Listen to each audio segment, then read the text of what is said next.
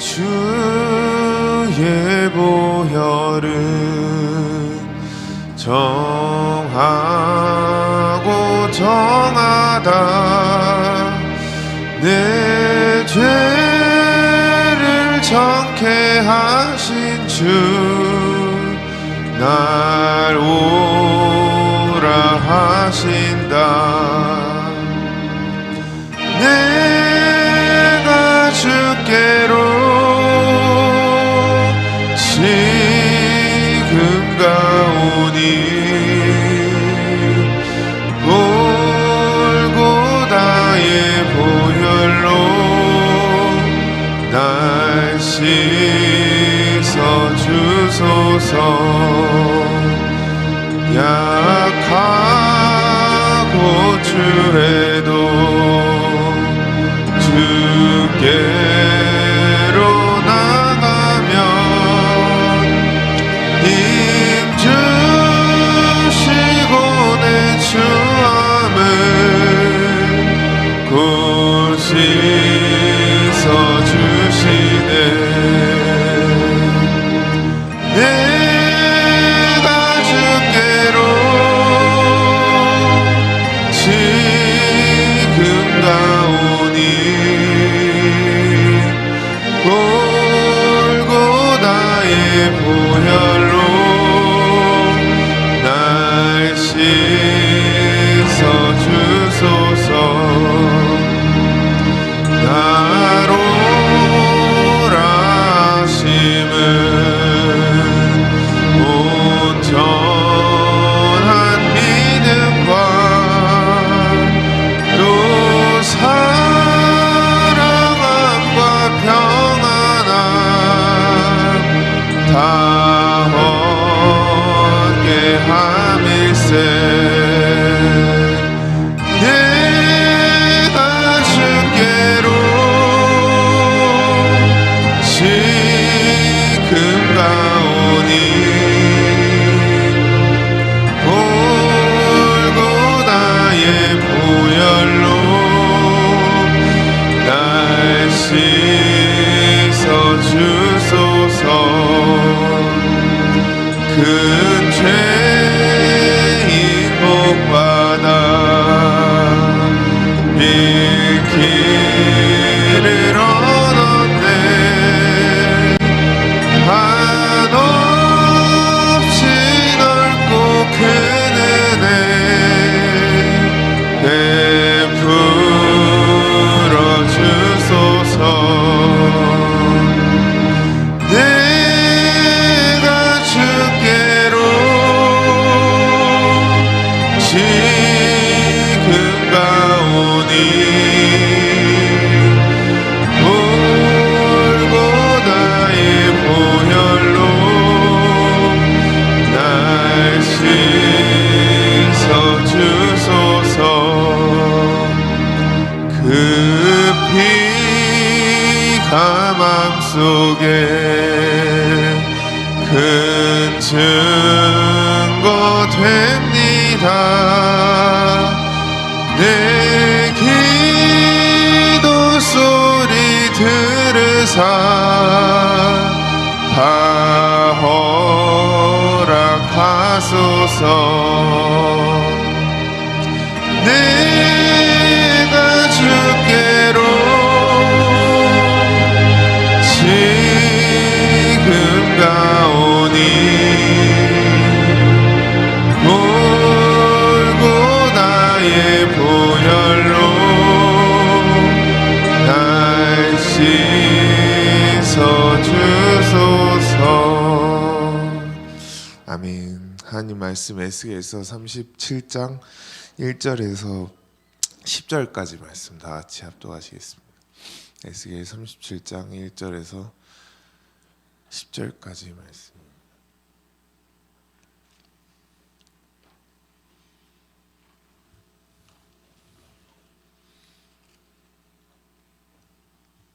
네, 찾으셨으면 다 같이 합독하시겠습니다. 시작. 여호와께서 권능으로 내게 임하시고 그 신으로 나를 데리고 가서 골짜기 가운데 두셨는데 거기 뼈가 가득하더라. 나를 그 뼈 사방으로 지나게 하시기로 본즉 그 골짜기 지면에 뼈가 심이 많고 아주 말랐더라. 그가 내게 이르시되 인자야 이 뼈들이 능히 살겠느냐 하시기로 내가 대답하되 주 여호와여 주께서 아시나이다. 또 내게 이르시되 너는 이 모든 뼈에게 태어나여 이르기를 너희 마른 뼈들아 여호와의 말씀을 들을지어다. 주 여호와께서 이 뼈들에게 말씀하시기를 내가 생기로 너희에게 들어가게 하리니 너희가 살리라. 너희 위에 힘줄을 두고 살을 입히고 가죽으로 덮고 너희 속에 생기를 두리니 너희가 살리라. 또 나를 여호와인 줄 알리라 하셨다 하라. 이에 내가 명을 쫓아 태어나니 태어날 때 소리가 나고 움직이더니 이 뼈 저 뼈 들어맞아서 뼈들이 서로 연락하더라. 내가 또 보니 그 뼈에 힘줄이 생기고 살이 오르며 그 위에 가죽이 덮이나 그 속에 생기는 없더라. 또 내게 이르시되 인자야 너는 생기를 향하여 태어나라. 생기에게 태어나여 이르기를 주 여호와의 말씀에 생기야 사방에서부터 와서 이 사망을 당한 자에게 불어서 살게 하라 하셨다 하라. 이에 내가 그 명대로 태어나였더니 생기가 그들에게 들어가매 그들이 곧 살아 일어나서 섰는데 극히 큰 군대더라. 아멘. 네, 오늘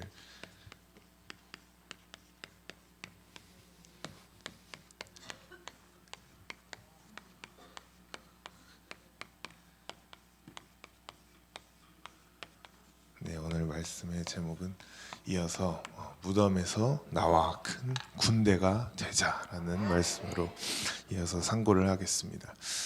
하나님께서는 이스라엘 백성들을 택하셨고 또 이스라엘 백성들을 그 이스라엘의 황금기로 이끄시기까지 다윗 왕을 세우셔서 이스라엘 백성들을 계속해서 이끌어 오신 것을 우리가 구약을 통해 볼 수가 있습니다.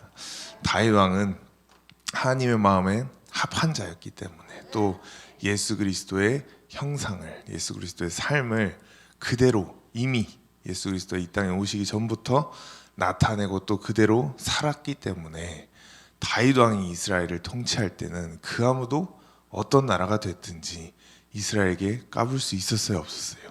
아무도 까불지 못했다라는 거예요. 다윗 왕이 대단해서가 아니고 다윗 왕이 누구와 마음이 합했어요? 하나님과의 마음이 합했기 때문에 하나님의 눈에 들었기 때문에 다윗 왕이 통치하는 그 기간 동안 이스라엘은 황금기를 달릴 수가 있었다라는 것입니다. 저와 여러분들 또한 마찬가지로 우리가 우리의 실력이 아닌 하나님의 마음에 우리가 합하기만 한다면 하나님의 눈에 저와 여러분들이 마음에 들기만 한다면 다윗 왕과 같이 하나님께서 저와 여러분들을 축복해 주실 줄로 믿습니다. 아멘. 근데 축복이 계속해서 내려갔으면 좋을 텐데 다윗 왕의 아들 솔로몬이 아버지의 신앙을 그대로 밀려받지를 못했기 때문에 결국은 두 가지 죄, 무슨 죄죠? 이방 여인을 데리고 산 죄, 또 우상 숭배를 한 그 죄 때문에 하나님께서 이스라엘을 결국은 솔로몬의 당대는 그래도 봐주셨지만 솔로몬이 왕에서 내려오자마자 이스라엘은 남유다와 북이스라엘로 두 나라로 찢어지게 되었다라는 거예요.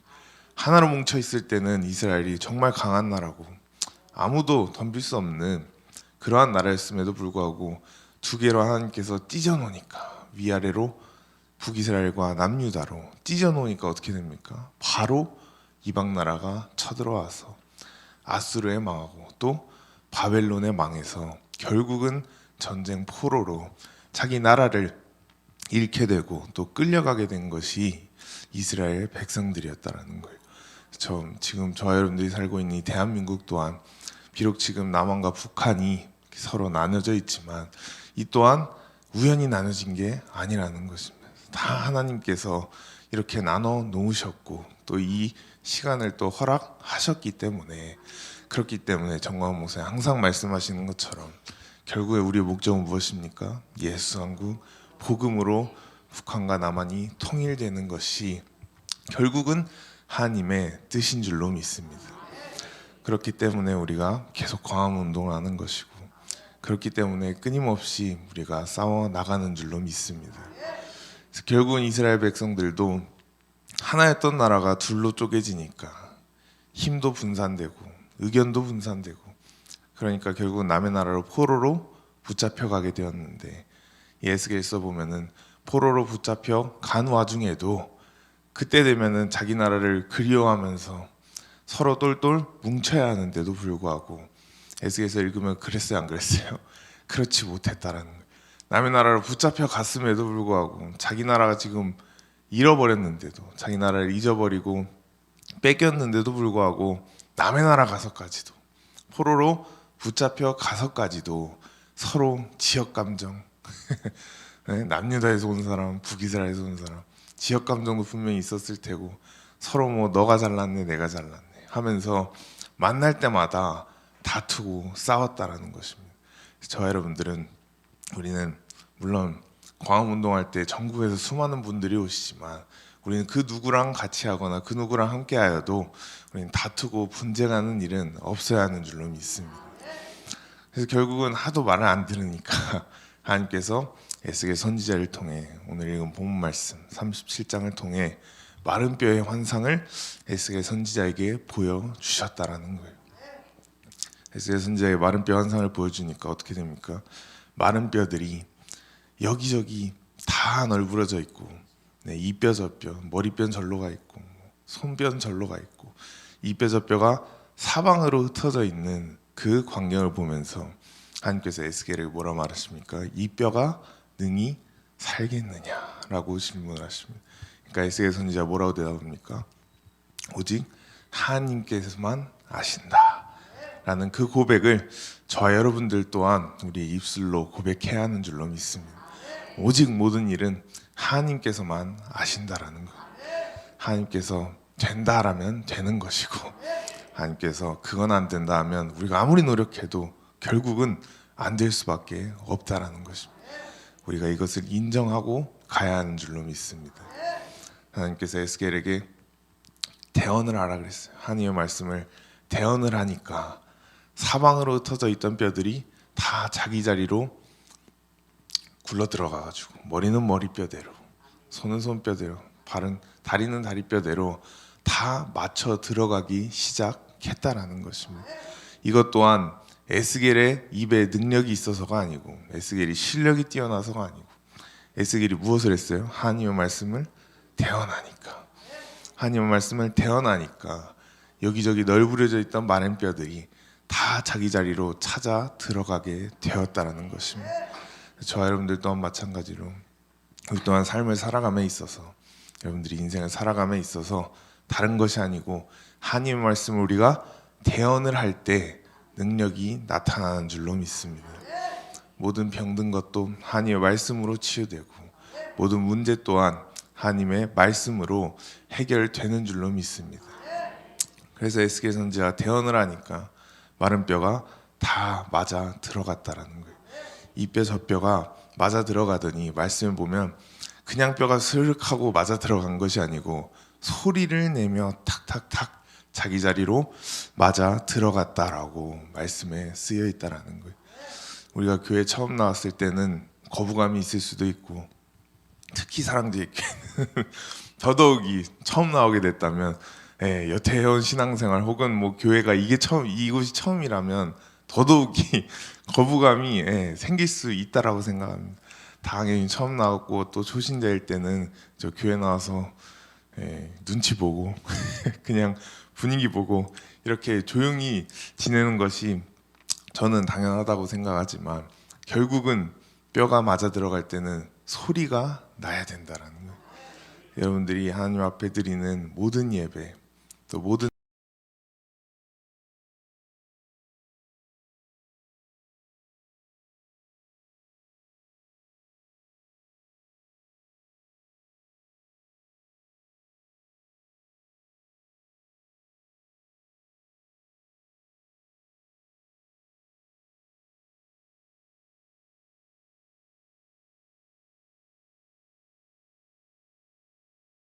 마른 뼈 그 상태로 가만히 있을 그런 소리가 나질 않았다라는 거예요.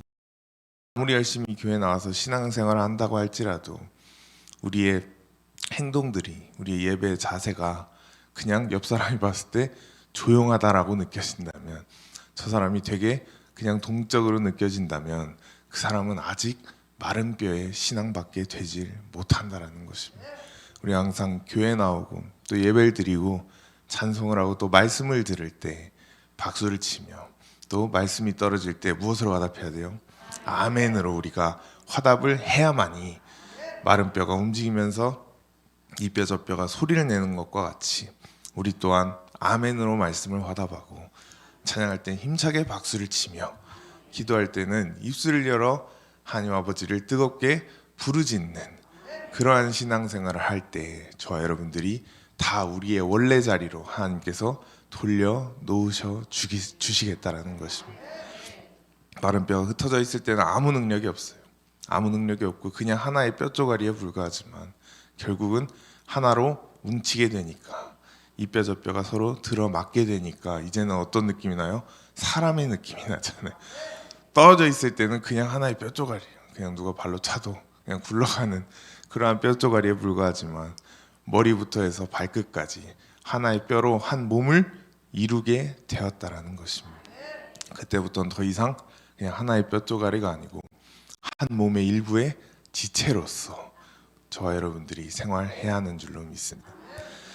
단지 뼈가 붙는다고 해서 이거로 끝나는 게 아니라는 거예요.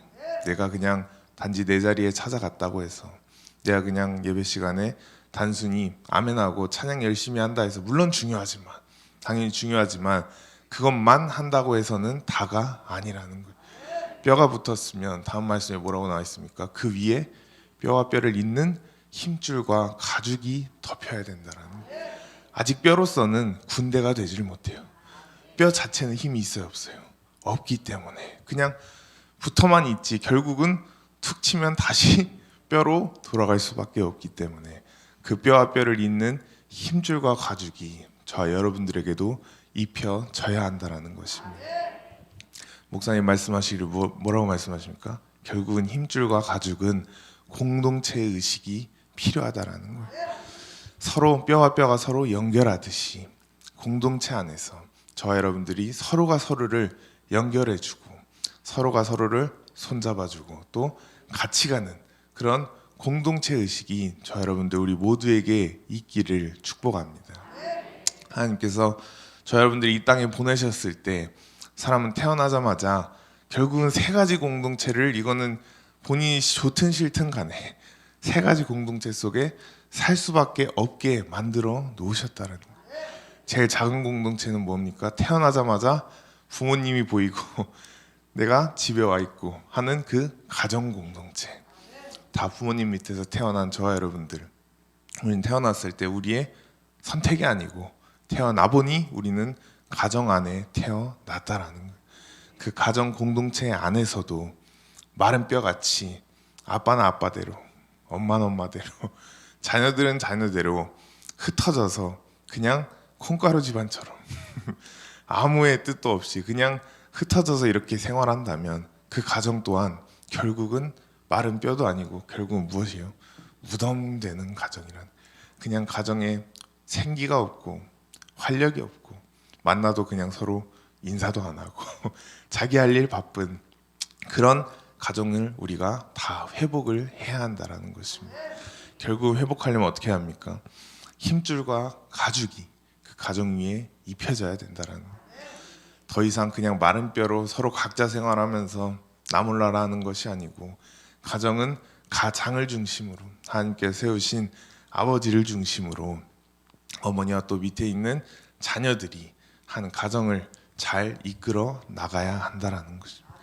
결국은 그러려면 공동체 의식이 필요하다는 거예요. 당연히 같이 살면은 공동체 의식이 생길 수밖에 없지만, 같이 사는데도 불구하고 특히 요즘 시대는 가면 갈수록 가정이 깨지고 또 이혼하고 이런 가정들이 많으면 많아질수록 공동체 의식이 깨지고 있다는 것입니다. 그래서 우리는 그 공동체 의식을 가정 안에서부터, 제일 작은 이 가정 공동체 안에서부터 우리는 공동체 의식을 다시 회복해야 하는 줄로 믿습니다. 그 다음에 바로 하나님께서 주신 공동체가 교회 공동체라는 거예요. 지금 저와 여러분들이 나와 있는 사랑제일교회뿐만 아니고 대한민국에 있는 수많은 교회들 또한 하나님께서 성도들에게 주신 그리스도의 몸이자 교회 공동체인 줄로 믿습니다. 교회 안에서도 파가 나뉘어서 분쟁하고 다투고 싸우면 돼요, 안 돼요? 안 된다라는 거예요. 에스겔서처럼 남의 나라 붙잡혀 와서도 북이스라엘과 남유다가 서로 만나서 싸웠던 것처럼 교회 안에서도 그냥 개인적인 사사로운 감정 때문에 그냥 만나서 싸우거나 그냥 예배 끝나면 저 사람 보기 싫다 확 가버리거나 이러한 우리가 공동체를 해치는 의식을 가져서는 안 된다라는 것입니다. 제가 미국에서 유학하면서 옆방에 있는 친구는 개척교회, 작은 개척교회를 다니던 그 동생이었는데 동생 말 들어보면 저한테 물어보더라고요. 제가 목사님 아들인 걸 알아서 한국에서도 이러냐 하면서 저랑 점심을 먹으면서 물어보는데 그 전도사님 계시고 교인들 한 7, 8명 정도 모이는 교회래요. 근데 주일날 예배를 드리는데 이제 교회 안에서 이게 분쟁이 터진 거예요. 이제 한 성도랑 그 전도사님이랑 분쟁이 터졌는데 결국은 그 분쟁을 이기지 못하고 전도사님이 그 7, 8명 나오는 그 교회인데 전도사님이 3명을 데리고 나가버렸대요. 3명을 데리고 나가버리니까 다음 주부터 큰 교회면은 별로 티도 안 날 테지만 전교인 7명인 교회에 3명을 데리고 나가니까 어떻게 됩니까? 반이 이제 없어진 거예요. 반이. 그래서 그냥 앞에만 3, 4명만 앉아가지고 횡하게 예배를 드리는데 근데 원래 한국도 이러냐 원래 한국 교회도 이러냐 그래서 제가 사실 말하고 싶진 않지만 인정하고 싶진 않지만 결국은 교회에서 나가는 사람들 보면 진짜 좀 악한 마음을 가지고 있는 사람들 보면 진짜 좀 이 적대심을 갖고 있는 사람들 보면 본인만 나가면 되는데 주변 사람들 막 꼬드겨가지고 유언비어 퍼뜨리고 이상한 소문 퍼뜨려서 결국은 같이 데리고 그냥 뭐 한 구역이 나가버린다든지 자기 그냥 마음에 맞는 사람들 데리고 나가버리는 게 나도 그걸 몇 번 본 적이 있다라고 제가 말했던 것이 기억이 납니다. 이와 같이 교회 공동체 안에서도 우리가 결국은 누구의 뜻을 따라야 돼요. 당연히 하나님이 제일 위에 계시고 하나님께 세우신 담임 목사님의 뜻을 우리가 다 따라야 된다는 거예요. 목사님 외에는 그 어떤 뭐 파도 그 어떤 의견도 나뉘어서는 안 된다는 것입니다. 뭐 장로님 파, 뭐 전도사님 파, 목사님 파 따로 이렇게 있으면 결국은 그 교회는 분쟁이 일어날 수밖에 없고 분쟁이 일어난 교회는 결국은 망하고 문을 닫을 수밖에 없다라는 것을 이미 수많은 교회들의 사례를 통해 저와 여러분들이 배울 수가 있어야 돼요. 그렇기 때문에 오직 교회가 바로 서기 위해서는 교회가 공동체로 바로 서기 위해서는 누굴 중심으로요? 목사님을 중심으로 목사님의 뜻을 따라 모든 교회 성도들이 다 따라갈 때 다 그 말씀에 순종하고 그 말씀을 따라 행할 때에 비로소 교회가 공동체성이 생기는 줄로 믿습니다. 그러면 그 어떤 어려운 환경 또한 저와 여러분들 우리 모두가 이겨내게 되는 줄로 믿습니다. 마지막에 제일 큰 하나님께서 저와 여러분들에게 주신 국가 공동체가 있는 거예요. 우리나라는 대통령제 국가이기 때문에 모든 것을 대통령 중심으로 이루어져야 된다는 거예요. 너무나도 감사한 일은 그저 윤석열 대통령 이제 구치소에서 나오셨기 때문에 이제 곧 탄핵도 저는 기각될 거라 믿습니다. 기각되시고 다시 복귀하시면 윤석열 대통령을 중심으로 모든 국가 구성원들이 장관부터 하여 모든 국민들이 다 결국은 대통령을 중심으로 국가가 이끌어갈 때에 비로소 그 국가가 힘이 생기고 결국은 무엇이 돼요? 큰 군대처럼 큰 힘이 생기는 줄로 믿습니다. 국가가 이렇게 어지럽고 혼란스럽고 정말 절체절명의 위기에 있을 때 결국은 아무도 나서지 않으니까 그리고 나서야 될 사람들이 오히려 배신을 하거나 나서야 될 사람들이 가만히 있으니까 결국은 국가의 주인인 국민들이 들고 일어날 수밖에 없는 거예요. 국가가 무너지면 당연히 밑에 있는 교회도 무너지고 그 밑에 있는 가정 또한 무너질 수밖에 없는 거예요. 국가가 무너지기 바로 일보 직전까지 와 있기 때문에 결국은 국가의 주인된 국민들이 들고 일어나서 이 정말 해체 일보 직전인 이 정말 의견이 정말 뿔뿔이도 흩어진 이 국가를 결국은 교회와 같이 공동체성을 이루기 위해서 대통령의 뜻 밑으로 다 우리가 들어가기 위해서 그래서 국민들이 들고 일어난 것 아니겠습니까? 저는 개인적으로 그렇습니다. 제가 이렇게 말하면 또 조금 문제가 될 수는 있지만 저는 거기에 저는 거기에 절대로 항복하지 않습니다. 저는 사실 여기서 설교하고 또 말씀 전하는 모든 것을 저도 최근에 알았어요. 전라도 목사들이 물론 김철원 교수님께서 저에게 이렇게 힌트를 주셨지만 그렇게 모니터링을 하고 다 찾아보는 것 같습니다. 그래서 저 혼자 학교 가니까 저와 메이 전사를 두고 면담을 하대요. 면담을 하자 해서 딱 들어가니까 학교 측에서 명예훼손으로 명예훼손으로 신학교에서 저와 메리 전도사를 올리겠다라고 사실상 제가 드렸을 때 협박하는 느낌이 들어요. 협박하는 이유를 들어보니까 학교에 대해서 비판했다고, 안 좋은 말 했다고, 그리고 뭐 방송에 대놓고 이렇게 많은 사람들 앞에서 학교에 대해서 어떻게 보면 학교의 이미지를 손상시켰다고 뭐 동문들이 막 연락이 온대요. 학교 이미지 막 손상시켜서 왜 우리 학교가 막 그런 학교로 보여야 되냐라고 막 연락이 온대요. 그러면서 엮어가지고 저보고 설교할 때 정치 설교하면 안 된대요. 정치 설교하면 안 돼. 근데 저는 생각이 다릅니다. 왜냐면 학교 시작하고 이제 저번 주에 개강했지만 제가 학교에서 점심 때 채플 드릴 때 딱 들어가서 들어보면 총장님이 학교 개강하는 첫날 설교하시고 두 번째 날도 총장님이 뭐 기도회 같은 거 인도하셨는데 총장님이 제일 정치적인 설교를 하고 있어요. 네, 제일 정치적이에요. 누가 봐도 삼자가 그냥 봐도 이거는 어디 편을 들고 있는지 삼자가 봐도 이 설교의 메시지가 어딜 향하고 있는지 이건 명확하게 드러나요. 근데 저는 그 말씀 그대로 드렸어요. 총장님께서 나서서 정치적인 설교를 하고 계시지 않냐 이러면서 막 말씀을 드렸는데도 결국은 다른 얘기로 그냥 계속 흘러가더라고요. 그럼에도 불구하고 결국은 저와 또 메이 전사에게 협박하는 거죠. 하지 마라. 학교 이미지 안 좋은 거 하지 마라.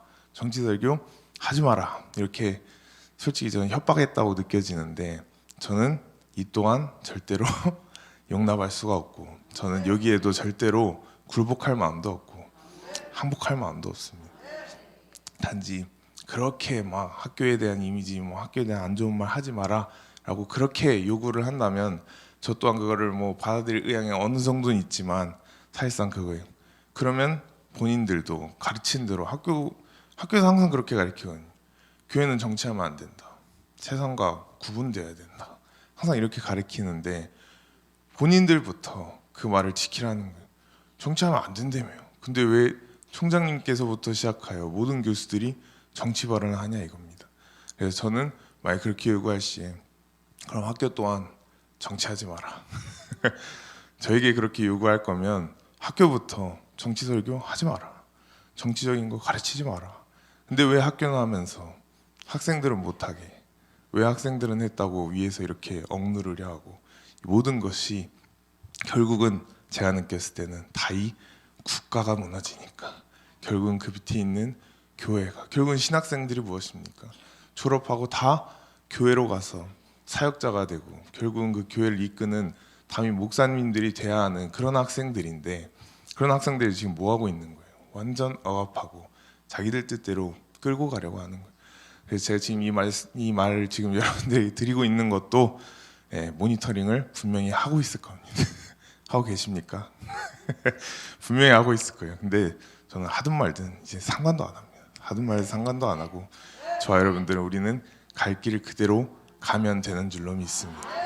그래서 결국은 국가가 무너지니까 국가가 위태롭고 국가가 흔들리니까 그 밑에 있는 교회도 국가가 바로 설 때는 교회도 튼튼하고 교회도 흔들리지 않을 수가 있는데 국가가 막 흔들려 버리니까 국가가 막 여기저기 쪼개져 있으니까 교회 또한 마찬가지로 교회 안에서도 막 이런저런 얘기가 나오고 신학교도 그렇고 모든 공동체가 흔들릴 수밖에 없다라는 거예요. 그래서 목사님께서 광화문 운동을 하시고 또 저와 여러분들이 목사님을 돕고 또 받들어서 여태까지 광화문 운동을 해온 그 모든 이유도 결국은 무엇입니까? 국가를 바로 세우기 위한 운동이었다는 거예요.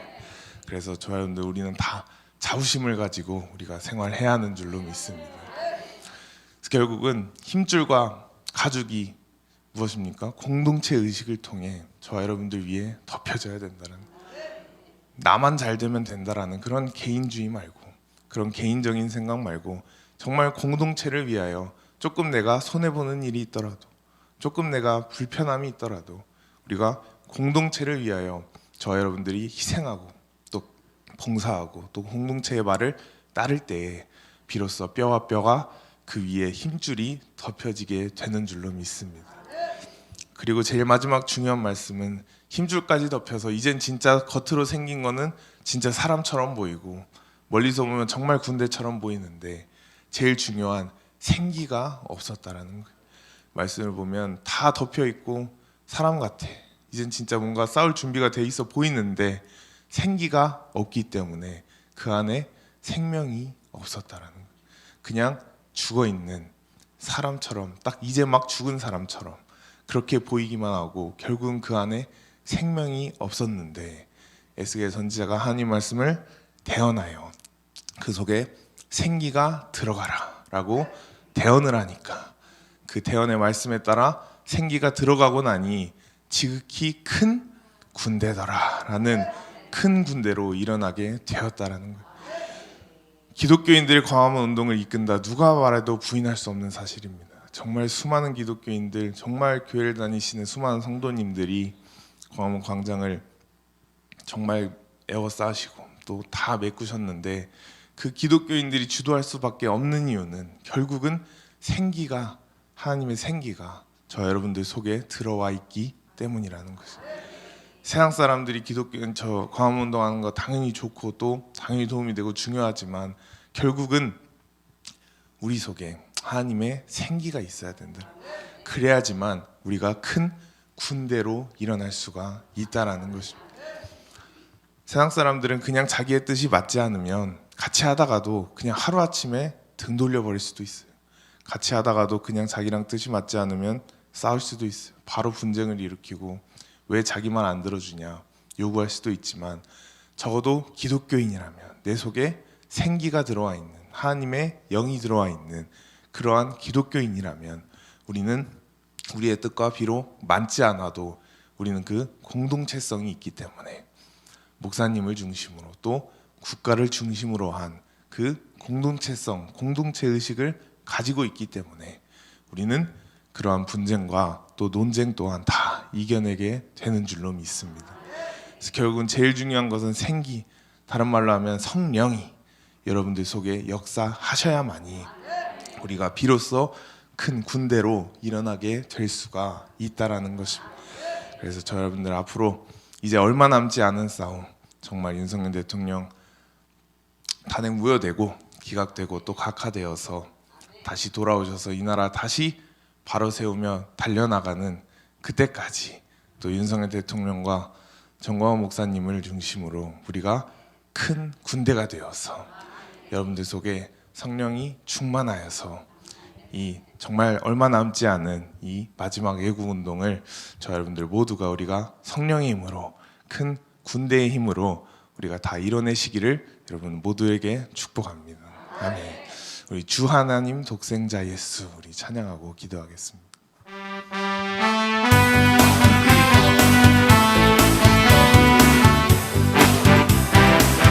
주 하나님 독생자 예수 날 위하여 오시었네. 내 모든 죄 다 사하시고 죽음에서 부활하신 나의 구세주, 살아계신 주, 살아계신 주, 나의 참된 소망, 걱정 근심 전혀 없네. 사랑의 주내 갈 길 인도하니 내 모든 삶의 기쁨 늘 충만하네. 주 안에서 거듭난 생명 도우시는 주의 사랑, 참 기쁨과 확신 가시고 예수님의 도심을 믿으며 살아계신 주, 살아계신 주, 나의 참된 소망, 걱정 근심 전혀 없네. 사랑의 주내 갈 길 인도하니 내 모든 삶의 기쁨 늘 충만하네. 그 언젠가 주 뵐 때까지 주를 위해 싸우리라. 승리의 길 멀고 험해도 주님께서 나의 앞길 지켜주시리. 살아계신 주, 나의 참된 소망, 걱정 근심 전혀 없네. 사랑의 주내 갈 길 인도하니 내 모든 삶의 기쁨 늘 살아계신 주, 살아계신 주, 나의 참된 소망, 걱정 근심 전혀 없네. 사랑의 주내 갈 길 인도하니 내 모든 삶의 기쁨 늘 충만하네. 아멘. 이 시간 다 같이 우리 두 손 높이 드시고 기도하실 때에 주님, 우리가 더 이상 마른 뼈로 있지 아니하고 뼈와 뼈가 서로 붙고 그 위에 힘줄이 덮이고 또 우리 속에 하나님의 생기의 역사가 흘러나올 수 있도록, 또 정말 무너져가는 이 대한민국 윤석열 대통령이 다시 복귀하셔서 다시 한번 세워나갈 수 있도록 다 같이 주여 삼창하시면서 기도하시겠습니다. 주여!